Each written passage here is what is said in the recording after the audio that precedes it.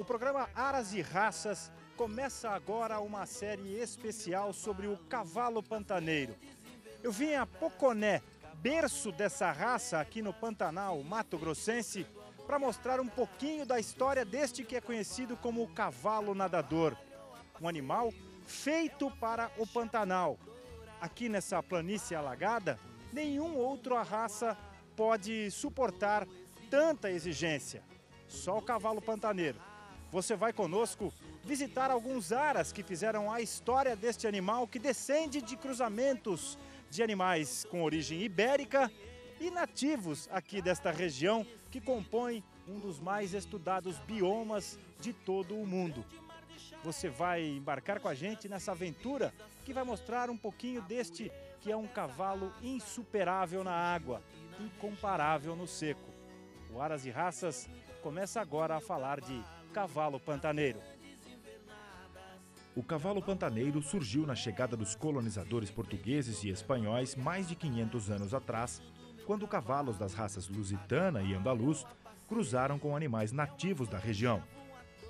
Depois de muitos anos, vieram batalhas étnicas com os índios guaicurus que tomaram a tropa dos europeus, mas só a partir da metade do século passado a raça começou a ser estudada.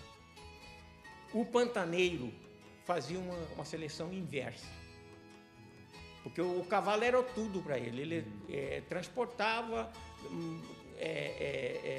vinha na cidade, vinha para as cavalhadas, que era das festejos. Então os melhores cavalos eram castrados. E os cavalos que eram os piores ia para a reprodução. Então ela realmente sobreviveu toda essa evolução, e passou por esse processo e chegou até nós.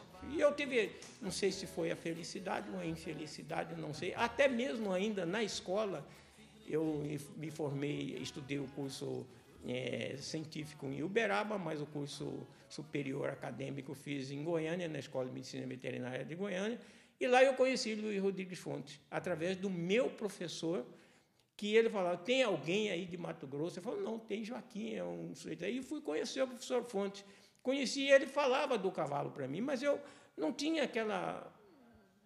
Eu sempre falava, pô, mas eu vejo tanto cavalo em Poconé, eu vejo isso, eu não vejo a extinção, eu não sentia esse cruzamento. Mas ele, como técnico, já professor, vinha em Castres e via esse cruzamento desordenado que estava acontecendo, em que ele aumentava ali o porte, mas quebrava ali a resistência. Então, ele veio aqui e fundou a associação. Quando foi fundada a Associação Brasileira de Criadores de Cavalo Pantaneiro e o seu reconhecimento pelo Ministério da Agricultura, os animais que nós tínhamos disponíveis e que serviram como padrão da raça, era o que representava a melhor realidade do cavalo pantaneiro. É uma época difícil, mesmo porque uma das funções importantes da associação era exatamente o resgate desse patrimônio genético que a gente tinha e que não havia o reconhecimento por parte do Ministério.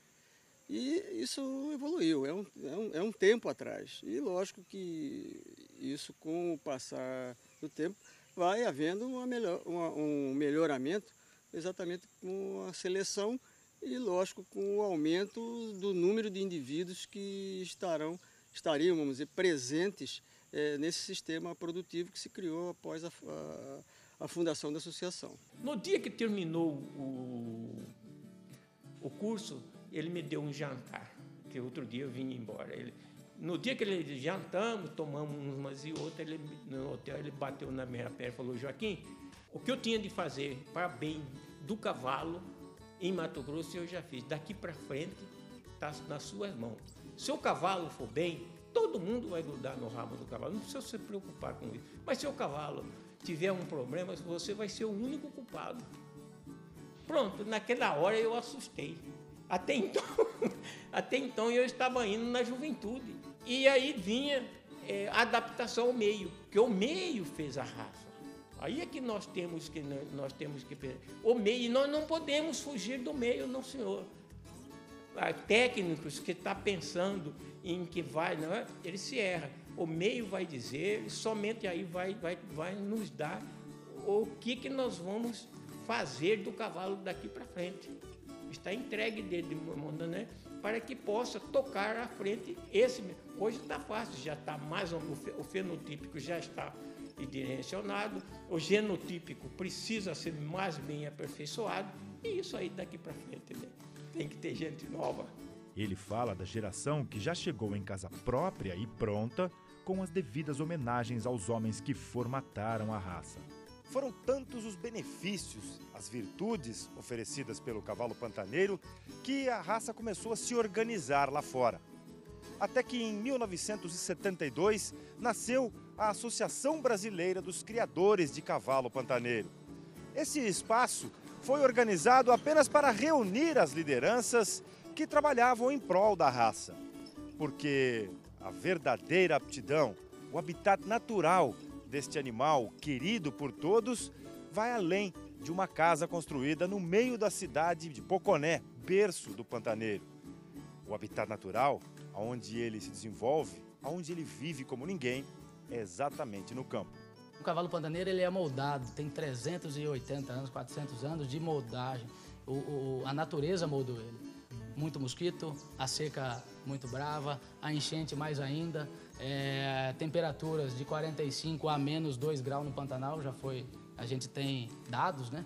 Então isso aí é importante, o cavalo foi ao extremo já, então ele está na sua característica, na sua genética, e toda essa tecnologia hoje implantada na criação do cavalo pantaneiro não piora nada, não atrapalha em nada essa seleção natural que ele sofreu. Pelo contrário, ajuda cada vez mais. Aí entra a versatilidade.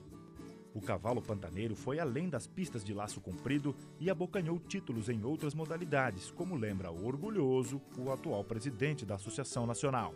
Temos o exemplo do Jaceguai, que foi campeão brasileiro de rédeas, Jaceguai da Vazante do Castelo, um cavalo que ali foi assim o divisor de águas dentro da raça.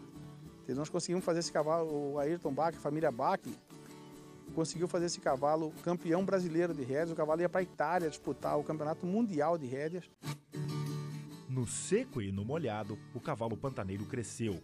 Tornou-se mais que uma paixão, uma realidade para criadores cujo interesse na raça valida todos os esforços feitos no passado para tornar este um animal típico da nossa cultura. Não foi fácil. Eu contar para você, nós vivemos dia a dia disso aqui é muito... 50 anos já de dedicação nessa raça? Né? 42 anos. Eu diria que foi a melhor coisa que o governo de Mato Grosso fez pela região. O cavalo pantaneiro não era conhecido nem no seu próprio meio. Hoje ele é conhecido nacional e internacionalmente. Eu já recebi telefonema se não me engano, era da Inglaterra, de um veterinário pedindo informações e muita dificuldade com o intérprete, com a gente falando. E isso me deixou bastante satisfeito em saber que o meu trabalho, o trabalho que Mato Grosso vinha fazendo com esses animais, estava sendo visto lá fora. Eu posso dizer para o meu presidente da Empaer, missão cumprida. No próximo programa, você vai conhecer todos os detalhes e as características morfológicas para reconhecer um típico cavalo pantaneiro.